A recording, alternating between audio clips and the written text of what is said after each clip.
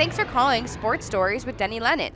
We're in the St. Jerome Parish, conveniently located in the Centinela Adobe Corridor, right next door to the Korean United Methodist Church. Leave a message and we will get right back to you. Thanks. Hi, honey. I just listened to your last podcast. I really think you have to let the other person talk. I think that's how that goes. Okay, but it was really good. I love you. Bye.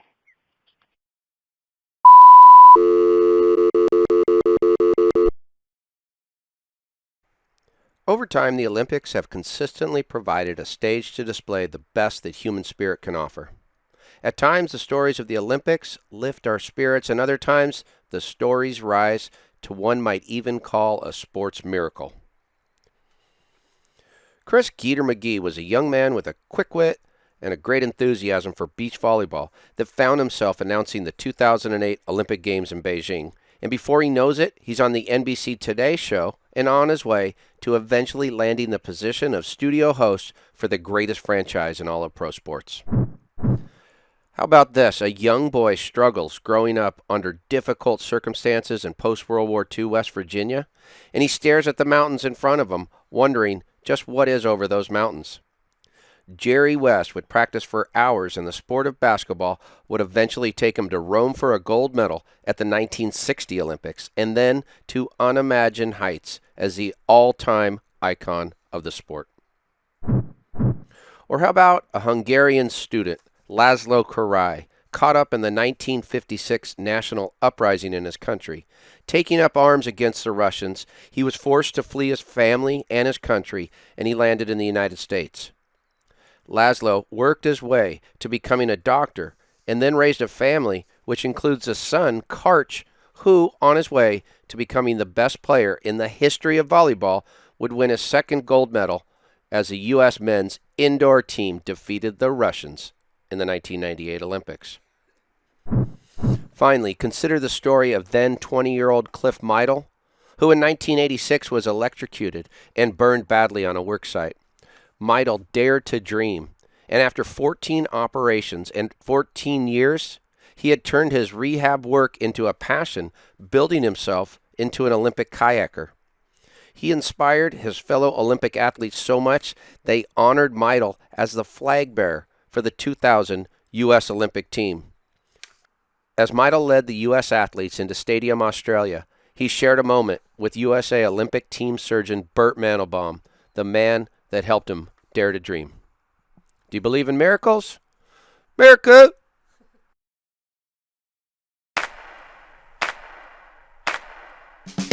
I'm a Venice, California-born, Los Angeles-based sports fan. One that has played, coached, announced, and promoted sports my whole life. My love affair with sports started in my own backyard and has led me to this podcast. Thanks to the support of the Amateur Athletic Union in East Bay, I'm excited to bring you Sports Stories with Denny Lennon.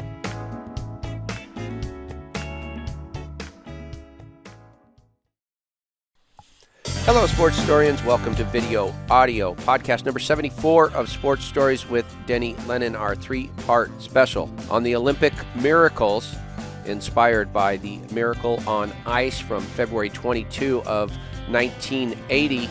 This is our final part 3. Our fabulous producer of this Fab 4 episode, because we got 4 people that we're going to put into the interview, is our own Miracle on Rice. Marley Rice, yes. That's hilarious. All right, we're going to start out this Fab 4 with one of my favorite interviews with Chris McGee. You know, he won a car on The Price is Right, so how can you possibly top that? You can by going on NBC from the Olympics. That's right. All right, let's listen to Geeter. Now, you have a lot of moxie, my friend. Yeah. You have a lot of chutzpah. It probably helped me. How did you It got me every up job. with all of this? It might have got me every job. Yes. I mean, if you think about it, it's the only. It was what people knew. For people who haven't heard you do introductions for AVP. Yeah. One, they got to look it up. Two, I'm going to play one. I'm going to play just a quick one here. So we kind of. But it's a stream of consciousness. You know, it's funny. It doesn't started. Seem like you could plan these. The first time I ever went down there and did it on the sand was maybe year 2. Well, in year 1, I would go down with Jim. He would be up top, and I'd be down low, and I'd be yelling at everybody, and I would just breakdance and have some fun and worm and do all this stuff. The next year, We were at Louisville, Kentucky at a bar, and there was a court in the middle of the bar, and the bar surrounded the court, and it was an 8-team thing, and Hav were all there raging. And I'll never forget, it was the finals. It was Whitty and Canyon versus Dax and Todd, and they're like, go down on the sand and do the introductions. And I went down on the sand, and all of a sudden the TV camera was on, and I was yelling in the camera, and I introduced the guys because I used to do intros, and I knew them all. So I would go. My whole thing was just go, and I would long intros like this, and I knew stats. It's from the years of calling my own games in the backyard. Like I said. So I had all these things in my head. You'd get very close to them. Oh yeah, right in their face. And but by the way, so takes a lot of guts to do that. Moment, I rarely ever did a final not on the sand again because TV was like, oh, we're going to start doing that. And then it became part of the show. And then it became like players would come out and dance with me. I mean, it took a life of its own. So the one it got me to the Olympics. The one I like is this one in Chicago. And it's a David Bowie song's playing. Can I tell you about this real quick? Please. So this. So I'm just so going to pause know, it. But you under said pressure, yeah. I would do this before Game 3s in the final. Oh, I see. So Game 3s in the final, okay. I loved this song. And it just started as a rant one time. Jeremy played it, and it took a life of its own where people would get to the finals and they'd be like, dude, you didn't do Under Pressure. So it started like, oh, my God. Like, because you got to kind of – so when Game 3s would come in a big moment, I would sit on stage. I yell at Lance Briggs here from the Chicago Bears. Yeah, and so you got a couple of Bears, and this is what you do so well is you will just start working the crowd while you concurrently introduce and while you will give them a little tidbit of yourself. I think you say something to the effect here, you want to learn about Under Pressure? I'm the one who's got a little baby and a pressure, and these people are going to be standing behind me. That's so funny. Yeah, he starts laughing because I talk about him losing the Super Bowl. He's dying. So the whole thing is I would build up the 4 players, and I talk about the pressure of the moment. And in that time, my Millie was – who plays in all the AAUs, and you guys all know now, Millie was a baby, and it was on that trip where we was like, I was getting the stroller through, and this lady behind me was all pissed, and I'm like, do you even know what pressure is? Like, this is pressure. This is pressure. The kid it got a poopy diaper, and I'm trying to get I couldn't get the stroller up and get it through the. People are mad at you. Yeah, so they thought it was funny. You brought that in there? Yeah, I brought it in there. So. Yeah, and by the way, it's funny says I started to do Under Pressures from the sand. They had me going down. So it just all took a life of its own. And what was cool about introductions for players is you're right there, and it would be in my ear. They'd be like 3, 2, 1, and NBC would start with me. I remember and that. It would be me on the crowd. Now, you did that a whole lot more than I did. I had basically was on tape with I was basically on tape with WPVA stuff. Yeah. So theoretically, if you screw up, you could do it over. But there was the times we were either on CBS or ABC where that was intense. Yeah. Those guys are cursing. No, it's and you can't if talk you don't back know to it, them. Bob's and they're panicking. yelling in your ear. No, it's gnarly. It is. It's kind of crazy. And they keep talking while you're doing your introductions. They're yelling at you how many seconds you have. I mean, I was just young. I hadn't done that. But you did NBC all the time. But here's the thing. Like, when I first started, I didn't know any of that. I didn't go to school for it. Nope, they were in your ear. I had no idea. First time I ever did play-by-play for Fox for a Pac-10 game. Holly McPeak, it was her first game. I had the producer yelling at me. I had no idea what he was talking about. I faked it. And you basically faked my whole career, and here I am sitting across from Denny. But it's funny because those moments, a week later, we were in Beijing. And I was announcing the Olympics. A week after that, Under Pressure you just saw. And Carrie and Misty were in the finals. This is literally, a week later we left. So a few weeks after because they're in the finals, so you go for that whole 2 weeks. And it was pouring rain. And the Chinese player in the finals, gold medal match, she's down. They're down, and she knows Carrie and Misty are about to win. She goes for the medical timeout. She would always lay there like she was dead. and there's a monsoon. It's pouring rain. And she's down for like 10 minutes. So I go out, and I just start going. And I'm yelling at all. I'm 20,000 people. I'm doing my whole thing. I got Vince Vaughn right there in the corner. I'm doing driving the bus back to Cali. He's everyone. What I didn't know was all the Today Show people were in the crowd. Al Roker, Meredith, they're producers. So all of a sudden I get a call that night. Well, they actually called the USA Volleyball, and they got in touch with me, and they're like, they want you on the Today Show tomorrow night. What? After Phil and Todd win, they're going to be on as well. They want you on. They want you to introduce them. And I'm like, I brought one nice outfit. I swear I put this into existence. I dreamt this. I had a feeling. I had one nice outfit in case something good happened. Man, I put those slacks on, that shirt. I'd never been more nervous in my life. Wow. So I'm sitting there, and they taped it at night, live at night. So I'm in my truck. I got a truck. It's like the women's soccer team and me. They had just won gold. Al Roker comes in. He's like, Gator, awesome worm you did. Yeah. I'm like, oh, my God, what is happening? And by the way, we're about to go on. And I'm just like, and I'll never forget, Todd Rogers looks over at me and he goes, dude, what is wrong with you? I've never seen you like this. I go, dude, I don't know. Like, I'm freaking out. So all of a sudden I walk up. We're in a commercial. They put the earpiece in, and they're like, we're coming to you, and you're coming in. This is NBC. This is today's show. They give you like 30 seconds? Yeah, they're coming to you, and Meredith's going to throw to you to introduce Todd and Phil. So all of a sudden she's like, hey, guys, Todd Bowers, Phil Dahlhauser, blah, blah, blah. They're like, we got a surprise for you. We brought an old friend. They already knew I was there, but throw to me, and I go into the whole thing. And I'm doing the player intro. What'd you do? Oh, I did the whole thing. I kind of gave their intro. I was like, ladies and gentlemen, boys and girls, from the day he dropped out of the womb, the doctor looked at the nurse looked at the doctor, and the doctor said, this man, named the Thin Beast, will dominate the world. And I did the Todd Rogers, and I did their whole thing. And I all of a sudden, I threw the mic and did the worm, and I got back up in my slide. I looked at Al Roker, and that was for you, Al. And I mean, it was like electric, and I have goosebumps thinking about it because it was a moment that I like literally dreamt of. And I'm done, and Meredith and Ann are like, "Oh, this is great." They're like, Phil and Todd are like, "Oh my God, Phil and Todd had seen it a million times." So they're like, and Meredith's like, "Aren't you going to miss him?" And this is when it hit me that people don't even have a clue about beach volleyball. This is NBC. They thought they were going to graduate. No, Todd's like, no, we're seeing him next week in Cincinnati. That's what he said. Like, we're on your air, dummy. Yeah, they didn't even know. So here's the deal. I'm like feeling good. I'm not nervous anymore. I'm like, it's the greatest night of my life. I'm going to go party my ass off. Let's go. And all of a sudden, I'm like, getting a hold of the wife. She's watching live. And all of a sudden, like, they come over to me. They're like, producers want to know if you'll stay the whole 3 hours. Oh, I stayed the whole time. I brought us out of break one time and gave intros. So they're like, we want you to do it for Al, Meredith, and Ann. And I go, well, then you got to give me info. So I want bullet points. What have they done while they're on this trip? Wow. I got bobsledding champion Al Roker. I got all the crazy, and I did full introduction for them.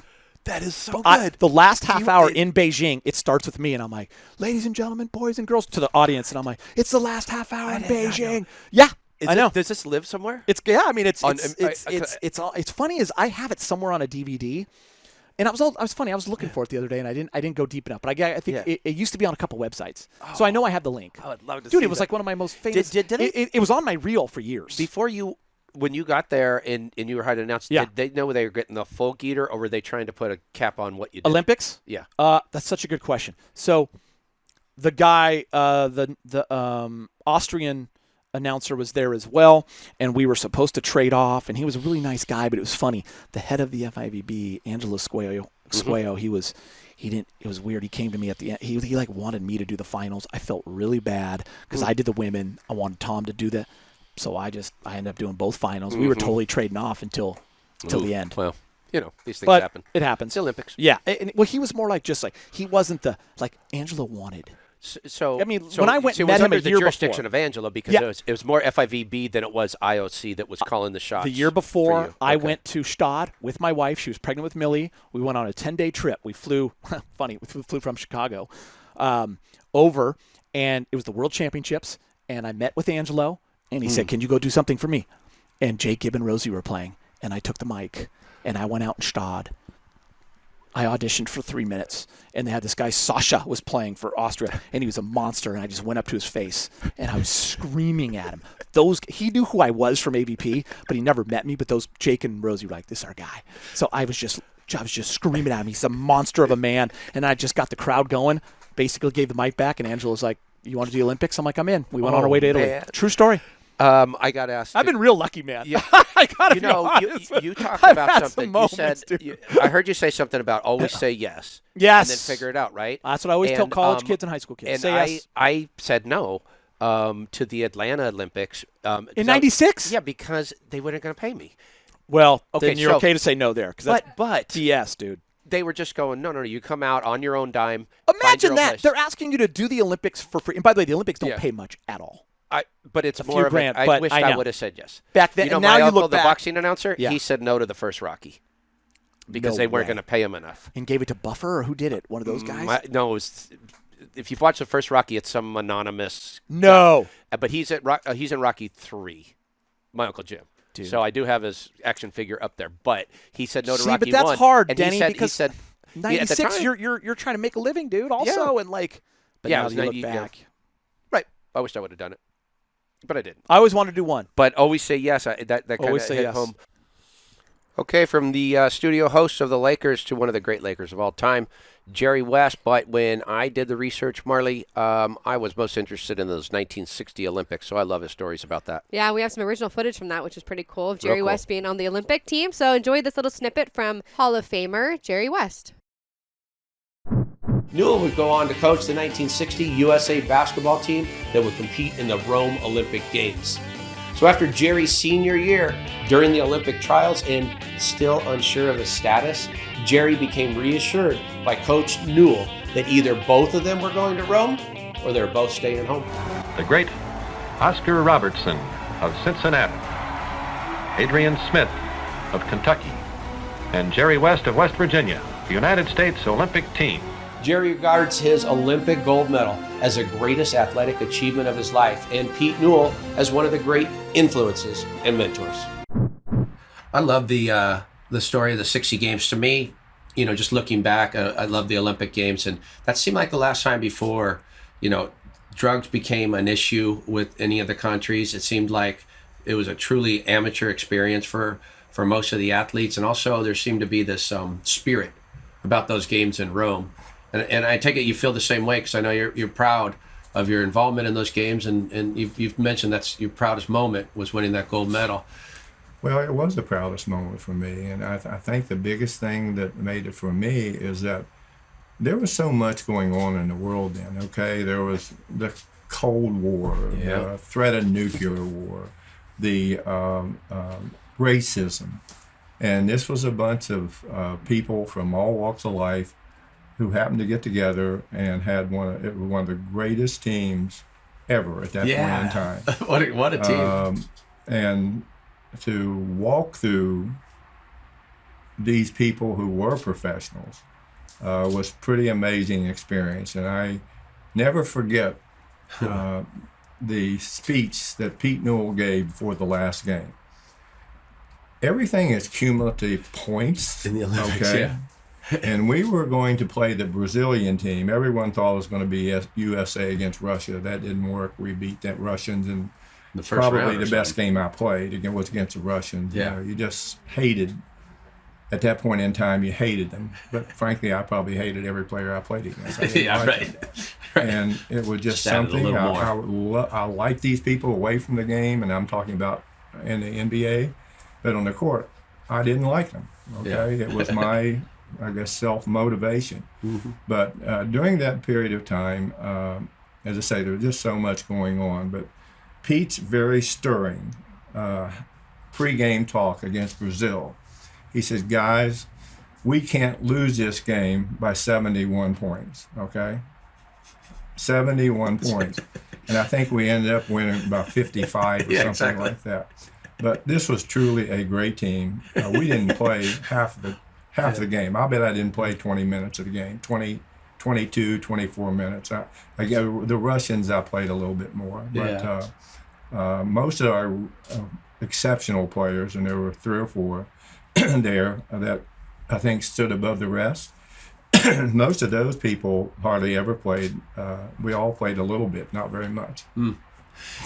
Did you get a chance to see some of the other sports while you were there? I mean, I know like Wilma Rudolph, Rayford Johnson, Cassius Clay. I saw them all. Oh, you did? Muhammad Ali was there. Wow. And, he was this That's so character. You could hear him walking around the Olympic Village. It was like dogs traveling with their master, and he was throwing him, dog bones and stuff. He was amazing for a young kid, and obviously his career and speaks for itself. But I saw all of them. I saw the Americans over there who, they were some of these track and field people. You hear only about the Americans. You didn't, at that point in time, you didn't have all the information you have about sports throughout the world. And to see some of these names that were in Kliegleitz, okay, lose, it was amazing. And I'll never forget John Thomas, who was our high jumper. High jumper, yeah. Everyone was talking about him, and all you heard was the Russians had 3 guys that could jump over 7 feet. 3 guys. Well, he came in third. Ooh. He came in third.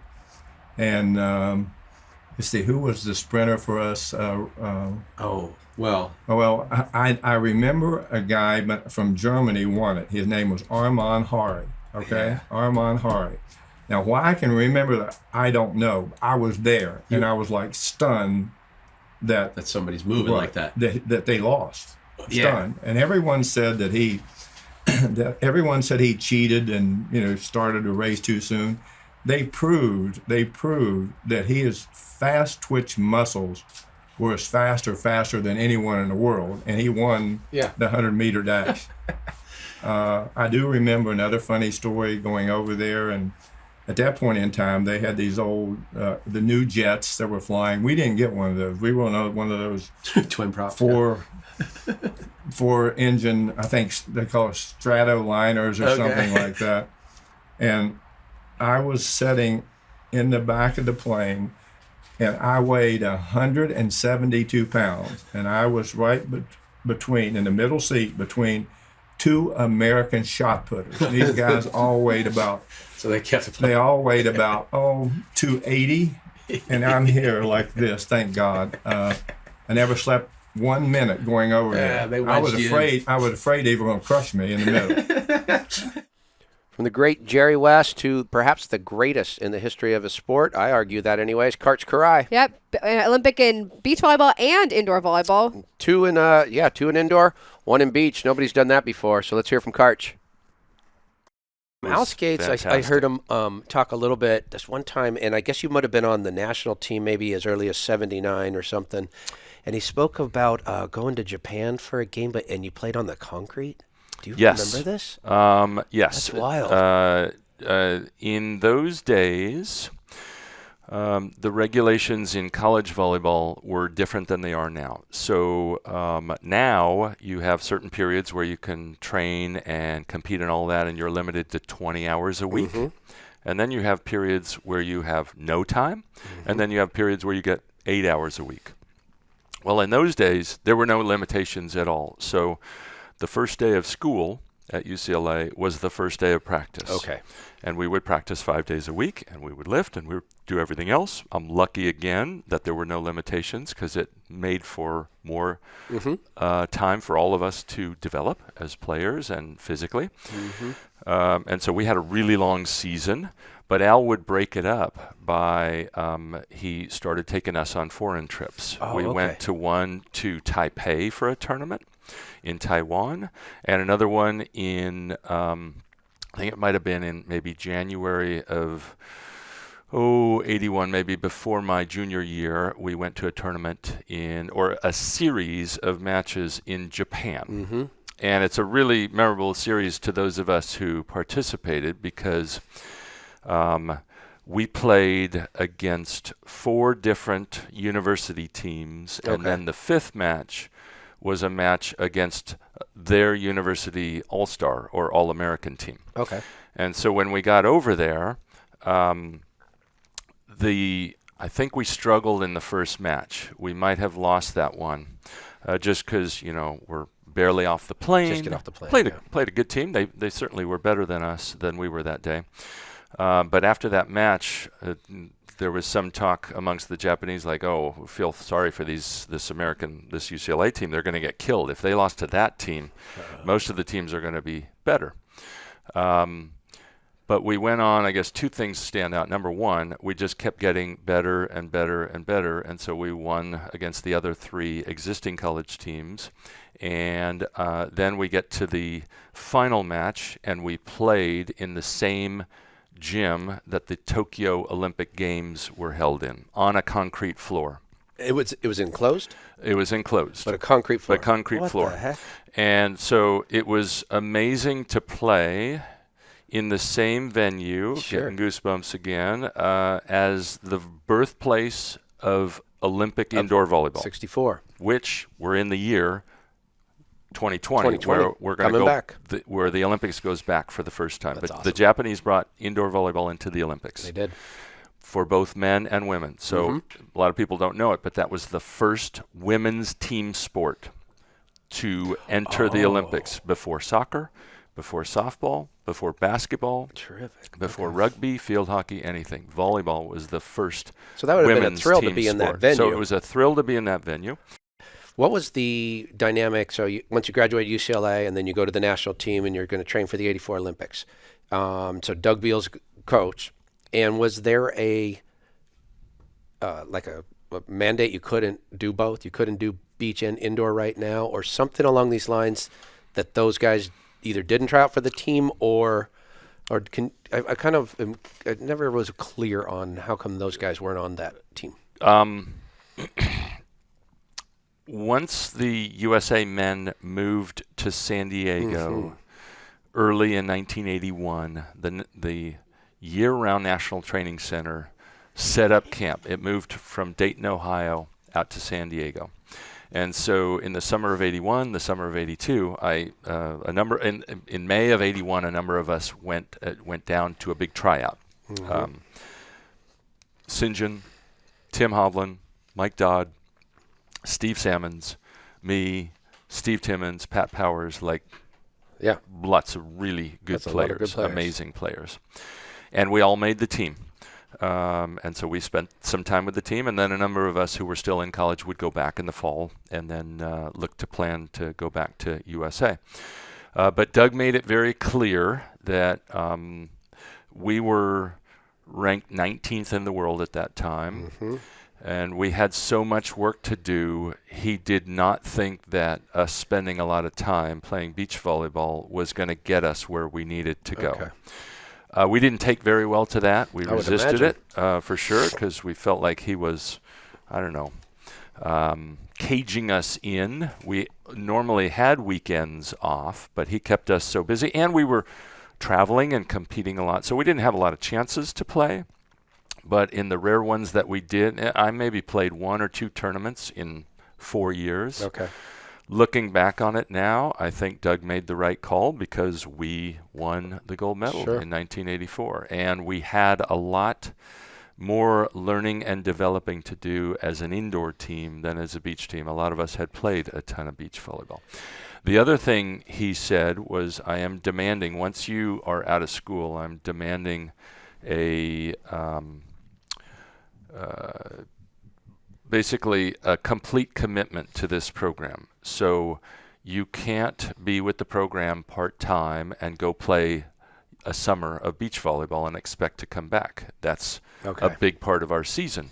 We're busy at that time. So you're either with us or you're not. You also can't go to play in Italy or in some of the other professional leagues and expect to come back. So some of the guys just had other interests, wanted to go play overseas or play on the beach and play more part-time, and that was not acceptable to the program. Those of us who stayed with the program committed on a full-time basis, and the others were not able to do that. And like you say, the 84 was an unbelievable moment for the sport of volleyball to see that happen. And one of the things I found interesting is, one of the things was, well, the Eastern Bloc countries weren't there, but you had just beaten Russia, and you had done particularly well, like 36-8 or something against all the other formidable teams, right? So you'd proven yourself over and over again, and then won that gold in 84, and that had to be quite a moment.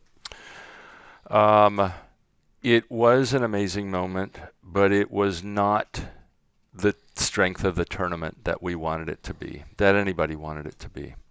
The best team in the world for 7 or 8 years had been the Soviet Union. And they were still the number 1 team in the world. Yes, we had beaten them, but the story behind that match, we went to a 4-match series with them in May of 1984, just a couple of months before the Olympics. And it was either May 8 or May 9. I don't have the date straight. It was one of those 2 days. But we're playing them in the first match. of this 4-match series. And we're pumped because we're in this battle, and it goes back and forth. And it eventually goes to a 5th set, and we win. And it's the first time in 16 years that the USA men have beaten the Russian men. 16 years, wow. So we're going crazy in the locker room and thinking, oh my gosh, would this be amazing to get to play the Russians in the finals, in the gold medal match 2.5, 3 months from now, would be incredible. What we didn't know, and we heard it at first, but we didn't believe it, but based on some information we learned later, as sometime that evening, the Soviet Union announced their boycott of the Olympics. So I think what happened, with the best information I have, the Russian men's team, some of them might have learned about that boycott before the 5th game, in the break between the 4th and 5th game. However it was, whether they learned about it before the 5th or after the 5th, right after the match, Doug Beal learned about it, and he didn't want to tell us right then because we're going nuts in the locker room just thinking we're on our way. We're close to arriving now. We just beat the #1 team in the world on their home floor. They were crushed, the Russians. Felt awful for them. They were a good bunch of guys. We got along with them, had a huge respect for mutual respect between teams. But then we just beat them like a drum the next 3 matches because now they were not able to compete, no matter what lineup we put out there. But Doug learned right after that match and did not tell us in the locker room, told us, we had a team meeting the next morning, and he let us know. But the tournament was fantastic. We won. We were thrilled. It was higher than our expectations. Our hope was maybe to get some kind of medal of any kind, but also it was not a full field, and that's why some of us decided to stay for another 4 years so that we could play a tournament that was truly the ultimate test and did not lack the Soviet Union, Poland, Cuba, and some of the other great men's teams. Which was, of course, 88. Now you're playing on the beach. And did you have to qualify via the World Tour at this time? Or was it because the entry was a host country? There were 2 routes to qualify for the first ever Beach Volleyball Olympics. One was to play on the international tour, which is now the only route. But in its infancy, everything was not as clear as it is now, understandably, because it's the first time. And a lot of us were committed to playing a very intense and full-time, from March to end of September, early October AVP season, 25 events and all around the country and really good players. Sure. And so most of us decided, well, we don't want to leave our tour and stop supporting this American tour. We want to continue its growth and try to fuel it by having the best players there. Some teams left and so did not compete on the AVP anymore. Carlos Briseño and Jeff Williams were one of those teams, and the best of those teams was St. John Smith and Carl Henkel.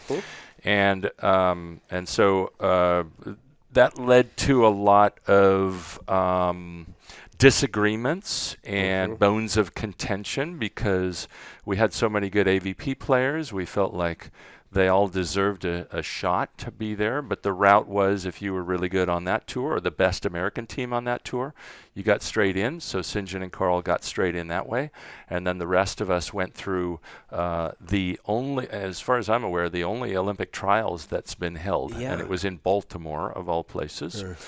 And so it was a really fierce tournament. All these great players, Scott Akatubby and Brian Lewis, Ricky Ludes and Brent Frohoff. Much more difficult route. Yeah. And it was almost like the track or swim trials where you have to be good on that trials. Yes, you do. This or is not you a don't cumulative go. thing.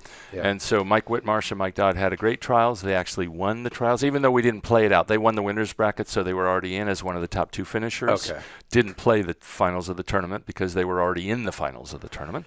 And then and they beat us, and so Kent, Steffes, and I had to work our way through. We got a huge break at the end because Randy Stoklos sprained his ankle in warm-ups in one of the late matches, and so we beat Randy and his partner Adam Johnson pretty easily, thanks to Randy not being at close to full form, and ended up competing in the Olympics. And so we were lucky. We had 3 American teams. American teams. St. John and Carl, Mike and Mike, and Kent and I. And nobody really understood outside of that wasn't paying close attention to beach volleyball, that whole backdrop on the qualification, which made that game that you guys had in the first round of the playoffs, I think, against St. John take on a different level. And then some justification for American domestic play by you guys playing in the finals against another American team. It was probably one of the most intense matches, if not the most, that I played for sure. Again, there was a lot of political disagreement between the AVP and the FIVB, disagreement about the way we qualified teams, disagreements about lots of things. And so a lot of us were really frustrated that a third AVP team couldn't be in that event. Right. I was popping off too much and, downplayed what kind of a team St. John and Carl were, basically saying I'm not sure they even belong to be here, or maybe I would just say they don't belong to be here. They don't belong in this tournament because they avoided the trials, but as it turns out, they played a great Olympics and did deserve to be there, contrary to my opinion. And we ended up battling them, and Kent was just the star of the Olympics and carried me to victory there. We weren't playing our best game, and a lot of it was thanks to Carl and St. John playing so well. Mm-hmm. But we squeaked one out, and we were really happy to, because our hope and plan all along was if Mike and Mike, our good friends from the AVP, Mike Dodd, Mike Whitmarsh, and we could keep winning, we wouldn't meet each other till the final, and we could have an all-AVP, All-American final. But if we had lost to St. John, that would have screwed the whole thing up. Wow. We barely squeaked that one out. It was a great win with a lot of layers of stories underneath it. There really was. And people still call it one of the classic beach volleyball matches of all time. I think you can find it on YouTube. But then we ended up playing Mike and Mike in the final, and it was fantastic. We didn't even really want to have a winner. We just were so happy to play each other and show the world that at that time, the Americans are the best in beach volleyball. Did it hit you prior to or after that suddenly now you're the guy who won 2 indoors and a beach gold? Did that whole conversation come through your head at all? Prior to that, did you see where that would be a unique historical type of thing? I wasn't thinking about it at the time. I think as time goes on, it's probably going to be a little more difficult to win a gold in each discipline. And soon there's a lot of work to try to add snow to that. So now can somebody win snow, beach, indoor? But I think the ultimate would be, and of course this is going to happen, or I hope it happens someday, to blow all the records away, is I would love to see somebody, male or female, be so good that they're both on their indoor team and beach and win gold at the same Olympics. To work out the schedule just like they do for swimmers, how Michael Phelps, they figure out how to set the race the schedule so that they can contend for more. I'll put Catherine Plummer up for that, but I bet the Who Olympic knows, women's coach might not want to have their player playing. Maybe not me, but if somebody's good enough, think of Misty May. Sure, she could completely dominant indoors, willed her team to an undefeated season and an NCAA championship in 1998. Didn't spend much time indoors, enjoyed the beach a lot more, and her 3 golds, also playing in Sydney and falling short of a medal there. But somebody like Misty May, maybe a setter, something like that, I could see potentially somebody like that, somebody so good and so valuable to her team indoors and beach that I could see a coach being open to that. Okay, thanks to Karch. And, it's Bert is coming up, Dr. Burt Mantelbaum. We sat down with him right at the onset of COVID. Yep. And when our stay-at-home orders had been issued, it was the next day, I think. Yeah, what an incredible man that guy is. Source of such inspiration and education for us. So here's Dr. Burt Mantelbaum. I always say in life, appreciate the championship. Appreciate the highlight, whether it be whatever that is, that you were the star on that team, or whether you get that part in that play, or you got that job that you wanted. What is your championship? And highlight that in your life and celebrate that moment, because not every day in this life that we call human life is about championships. But when it happens, you must celebrate it, enjoy it, and take the lessons and enjoy it to the best possibility you can. Cliff Meidl is one of my favorite people of all times. As a 20-year-old, he had been on a summer job on an excavation site, and he's working and they're excavating, and he just comes upon this power line and gets electrocuted with 50,000 volts. Wow. Heart stops. My goodness. He gets resuscitated, and the lower portion of his body is burned such that we have to do 14 operations. 14. Myself and Dr. Malcolm Lesavoy, the plastic surgeon, operate on him. And he was an amazing kid. He was from Torrance, California, brought up like everyone else on a summer job, athletic but not really an athlete. And at that time, exactly that time, we had another patient by the name of Tim Dagnet. Gymnast. And Tim Dagnet, we all know about Tim because Tim is now the face of USA Gymnastics at the Olympics for Commentary NBC. and so forth, yeah. But he won a gold medal in 1984 for the American team as a gymnast and was part of the UCLA team. And in 1987, while competing in the World Championships in Rotterdam, coming off the vault, he breaks his leg, has a horrible injury, and it goes on to injure his blood vessels, develop a compartment syndrome, and he comes back from Rotterdam for me to take care of. And we do several operations, and that's in November of 1987. And he wants to compete in the Olympics in Korea in 1988. So we have between November and July. And we have to be able to qualify in Salt Lake City at the trials in April. So literally we have from November to April, that 6 months, that he can compete in the trials. And at that time, we do everything we can to get him ready. And one of the contacts he has is with Cliff Meidl. With Meidl. And what... In wherever your space is, rehab and so forth? Yeah, they come in contact with him. They're both active patients. They're rehabilitating. And Tim taught me something that I had never known before. And I said, Tim, we can't do this. It's not enough time. And he looks at me and he says, Doc, you've got to learn something from me. And he says, what's that? He says, you have to dare to dream. And he pointed his finger at me. Wow. And from that moment on, I learned the concept of daring to dream. Dare to dream. And it resonated in me.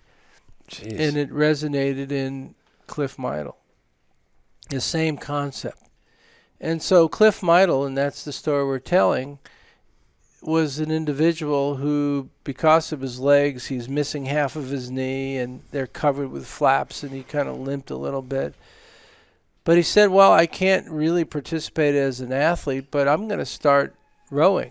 And he became part of outrigger rowing clubs and rowed, much like Forrest Gump, and rowed until he made the Olympic team. What? In 1996. What? He made the Olympic team for Olympic kayaking. What the heck? And he didn't have any great accolades in winning anything, no gold, but not the Paralympic Games, but the Olympic Games. Here was this handicapped individual competing in the Olympic Games in rowing, and he made the team. That was in 1996. In year 2000, at the opening ceremonies in Sydney, he was selected to carry the Olympic flag And that one moment in that one stadium, I was there watching. And when he looked over, carrying that flag, and all those memories of all those 14 procedures, and the concept of daring to dream came forward. Jeez. And there he was. And here's an individual who truly was not the winner. He never won gold or silver, but he was a victor, and a victor in his journey. Jeez, that's intense. That is unbelievable. Yeah, great story. Wow. Well, thanks for tuning in to our Olympic Miracles special. We hope you enjoyed it, and have a great week, everyone. Thanks for watching and listening. Sports Stories with Denny Lennon is produced by Christine Jinbo and me, Marley Rice. Directed by Chris M. Alport with studio support from Alpha Command Unit and shot by bad boy Bobby McCall. Original music courtesy of Lennon Music Production and original images courtesy of Sienna Lennon Photography. A big thank you to all of our contributors. Sports Stories with Denny Lennon is a production of Sports Stories, Inc. You can find us on audio platforms everywhere and the High School Narrative iOS app. You can also view Denny's shows on Roku, Apple TV, and Fire TV. Make sure to press that subscribe button, give us a review, leave a comment. It will really help us grow the show. Hey, you know what else would help us grow the show? Hustle on over to patreon.com/Denny Lennon to get some never-before-seen videos, pictures, interviews, and more. We are all over social media and constantly sending out clips on Facebook, conducting fun polls on Twitter, going live on Instagram, and more. To find all our social media links, hustle on over to sportstoriesdl.com. SSDL proudly supports the My Stuff Bags Foundation and the Heroes Movement. The My Stuffed Bags Foundation, with the help of thousands of people across the country, provides children in unfortunate situations with new belongings and new hope through its innovative My Stuffed Bags program. Heroes Movement is a nonprofit that bridges the gap from therapy to getting strong again through small group workouts for any veteran of the United States Armed Forces for free. Links to how you can support and help these foundations can be found on our website. We want to give a big thank you to our partners of the show. So, as Coach Lennon would say, any questions, comments, or concerns, you can email me, Marley, at info@sportsstoriespodcast.com. Sports Stories thanks all of our followers and listeners. And we will see you next time. Hey, thanks, Marley. Thanks, Chris. Yesterday, all my troubles seem so far away, 'cause I watch sports stories night and day. Oh, I believe in sports stories.